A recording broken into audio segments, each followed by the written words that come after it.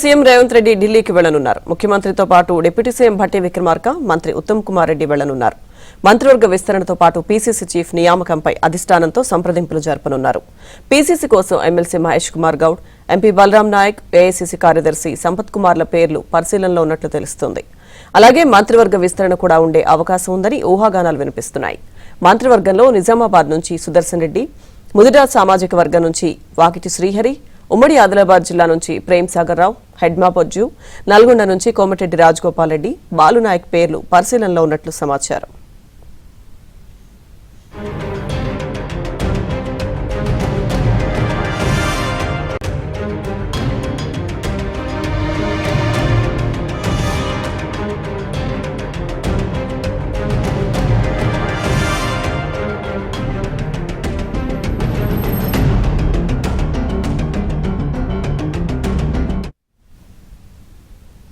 Telangana CM Revanth Reddy Delhi tour కి సంబంధించిన పూర్తి అప్డేట్స్ మా ప్రతినిధి రాజేష్ లైవ్ లో అందిస్తారు.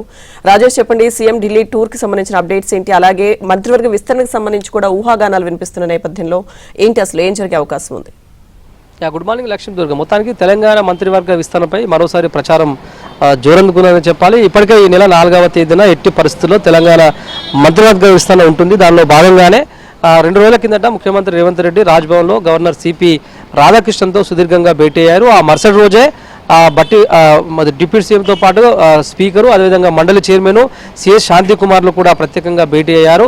దీనిపై అధిష్టానం నుంచి కాంగ్రెస్ పార్టీకి, రాష్ట్ర ప్రభుత్వానికి స్పష్టమైనటువంటి సంకేతాలు ఉన్నాయి. దానిలో భాగంగానే ఇవాళ మళ్ళీ సీఎం రేవంత్ రెడ్డి ఢిల్లీకి వెళ్తున్నారంటూ జోరుగా ప్రచారం అయితే సాగుతుంది. ఈసారి క్యాబినెట్లో, ఈసారి మంత్రివర్గంలో 4 మాత్రమే అవకాశం ఉంటుంది. మిగతా వారికి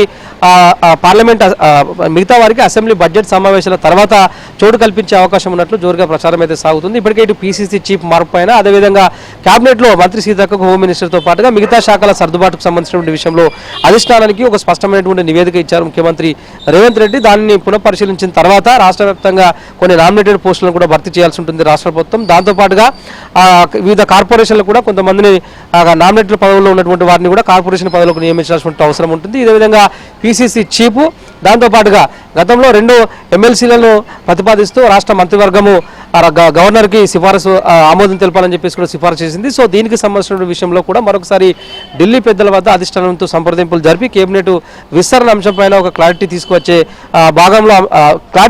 అంశంలో భాగంగానే సీఎం రేవంత్ రెడ్డి ఢిల్లీకి వెళ్తున్నారని చెప్పి ఒక ప్రచారం అయితే సాగుతుంది. దాంతోపాటుగా కేశవరావు కూడా ఇవాళ కాంగ్రెస్ పార్టీలో అఫీషియల్గా జాయిన్ కాబోతున్నారు. దానిలో భాగంగానే కేకేని వెంటబెట్టుకుని ముఖ్యమంత్రి రేవంత్ రెడ్డికి ఢిల్లీకి వెళ్తున్నారని చెప్పి కూడా తెలుస్తుంది. సో ఓవరాల్గా రేపు ఎట్టి పరిస్థితుల్లో 4వ తేదీన మంచి రోజు ఉంది కాబట్టి, మంత్రివర్గ విస్తరణకి ఇదే సరైన రోజు కాబట్టి దీనికి సంబంధించిన విషయంలో ఇప్పటికే రాష్ట్ర గవర్నర్తో రాష్ట్ర ప్రభుత్వం సంప్రదింపులు జరిపింది. సిఎస్ ద్వారా కూడా ఇప్పటికే సమాచారం అందించినటువంటి ప్రచారం కూడా ఉంది. సో ఈ నేపథ్యంలో సీఎం రేవంత్ రెడ్డి వివిధ రాజకీయ సమీకరణాలతో పాటుగా వివిధ ఇతరత్ర అంశాలను మాట్లాడేందుకు ఢిల్లీకి వెళ్తున్నారని చెప్పేసి సీఎంఓ వర్గాలు చెప్తున్నప్పటికీ కూడా మంత్రివర్గ విస్తరణలో భాగంగానే ఢిల్లీకి వెళ్తున్నారని చెప్పేసి కూడా అంతా భావిస్తున్నారు. వాస్తవానికి నిన్న సాయంత్రం ముఖ్యమంత్రి రేవంత్ రెడ్డి ఢిల్లీకి వెళ్తారని చెప్పేసి భావించిన అది ఇవాళ సాయంత్రానికి వాయిదా పడింది. సో ఇవాళ సాయంత్రం ఢిల్లీకి వెళ్తున్నటువంటి నేపథ్యంలో ఇప్పటివరకు ఉన్నటువంటి మంత్రివర్గంతో పాటుగా మరికొక 4 కొత్త వారికి అవకాశం కల్పించాలి. ఆ కొత్త 4 పేర్లను కూడా ఇప్పటికే దాదాపు ఖరారైపోయినట్లుగా కూడా ప్రభుత్వ వర్గాల్లో, అటు పార్టీ వర్గాల్లో విస్తృతంగా చర్చ కూడా సాగుతుంది. ఉమ్మడి నల్గొండ జిల్లా నుంచి కోమటిరెడ్డి